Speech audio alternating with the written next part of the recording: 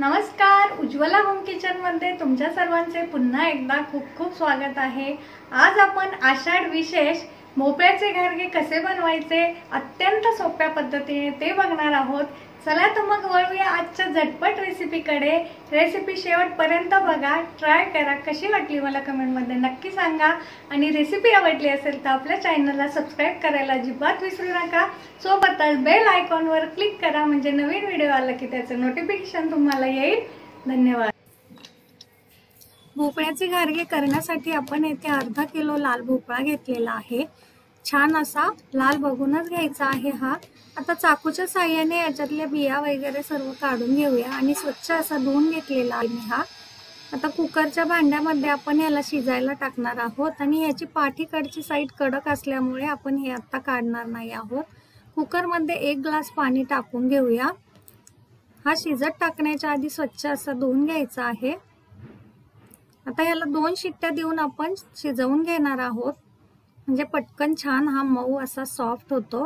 हे बघा, रेसिपी मध्ये पुढे जाण्याच्या अगोदर जर आपण चॅनलवर नवीन असाल तर नक्की चॅनलला सबस्क्राइब करा। 2 शिट्ट्या झालेल्या आहे। आता आपण ह्याचं झाकण काढून घेऊया आणि थोडासा आपण ह्याला थंड होऊ देऊ म्हणजे ह्याचा जो गर आहे तो छान आपल्याला चाकूच्या साहाय्याने किंवा चमच्याच्या साहाय्याने काढता येईल। फार झटपट बनवून तयार होतात या पुऱ्या आणि आषाढ महिन्यात घरोघरी बनवल्या जातात या। आता हा जाड भोपळा असल्यामुळे आपण ह्याचे असे 2 तुकडे करून घेतले। चमच्याच्या साहाय्याने याचा छान असा गर थोडा थोडा करून काढून घेऊया। आपल्याला दिसत असेल अजूनही भोपळा फार गरम आहे, हाताला चटके बसत आहेत। हे बघा, असं छान असा मॅश करून घ्यायचा आहे। आता गूळ घेतलेला आहे, जेवढा आपला भोपळा भरलेला आहे उकडलेला तेवढाच मी येथे गूळ घेतलेला आहे।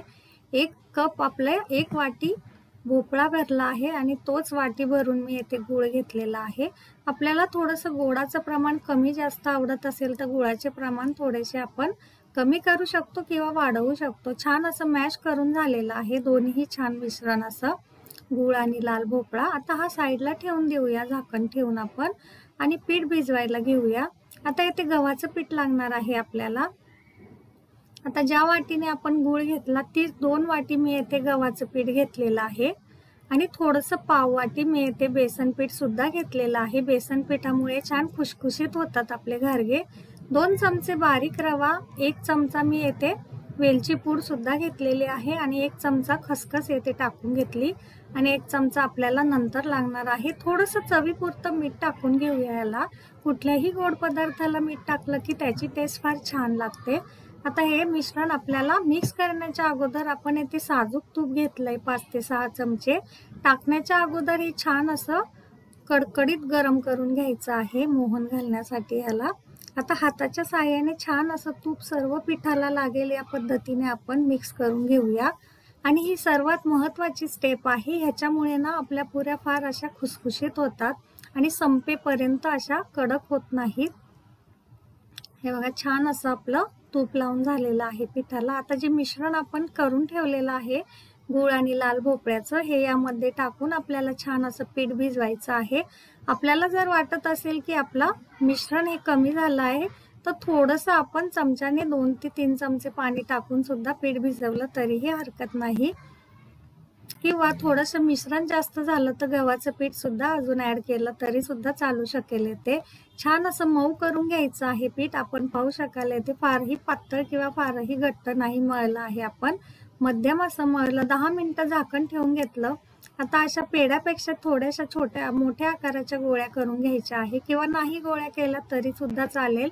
1-1 गोळी करून आपण डायरेक्ट पुरी लाटून घेतली तरी सुद्धा येथे चालेल।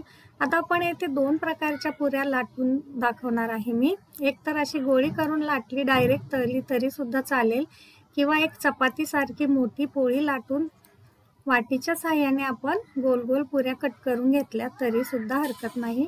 चपाती सारखी पोळी लाटली की त्याच्यानंतर आपण त्यावर खसखस टाकून थोडंसं लाटण्याने लाटून घेऊया म्हणजे ही खसखस छान अशी चिकटून बसेल, तेलात पडणार नाही। आता वाटीच्या साहाय्याने याच्या छान गोल अशा पुऱ्या आपण कट करून घेऊया। हे बघा, दोन्ही प्रकारच्या कुठल्याही पुऱ्या केल्या तरी सुद्धा छान होतात, परंतु पोळी लाटताना एक लक्षात ठेवायचे आहे, ही फारही पातळ किंवा फारही जाड लाटायची नाहीये, मध्यम अशी लाटायची आहे, म्हणजे छान अशा पुऱ्या खुसखुशीत होतात। फार पातळ लाटली तर आपल्या पुऱ्या कडक होण्याची शक्यता असते आणि फार जर जाड लाटली तर पुऱ्या कच्च्या राहण्याची शक्यता असते। आता तेल गरम करून घेतलंय छान कडकडीत असं। आता पुरी टाकून घ्यायची आहे आणि झारीच्या साह्याने वरून असं थोडंसं तेल भुरभुरायचं आहे। पुरी आपली फुगायला लागली की गॅस आपल्याला मंद आचेवर करायचा आहे, कारण यामध्ये गूळ असल्यामुळे पटकन लाल होण्याची शक्यता असते पुरी। आता एक एक करून आपण सर्व पुऱ्या अशाच पद्धतीने इथे तळून घेऊया। हे बघा किती छान अशी टम्म फुगलेली पुरी आपल्याला दिसत असेल इथे आणि फार खुसखुशीतही झालेली आहे। याचा गुळामुळे सुगंध सुद्धा फार छान सुटतो बरं का।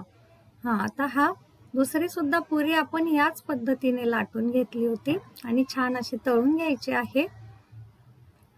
हे बघा फार झटपट बनून तयार होतात ह्या आणि बनवायलाही फार सोप्या आहेत। 8 ते 10 दिवस आरामात टिकतात।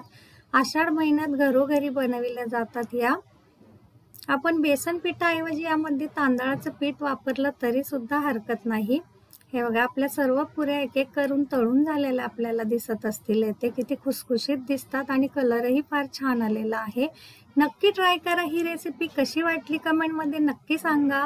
अशा छान छान आणि सोप्या रेसिपीसाठी आपल्या चॅनलला लाईक, शेअर आणि सबस्क्राईब करायला विसरू नका, म्हणजेच असे येणारे छान छान व्हिडिओ तुम्हाला बघायला भेटतील। धन्यवाद।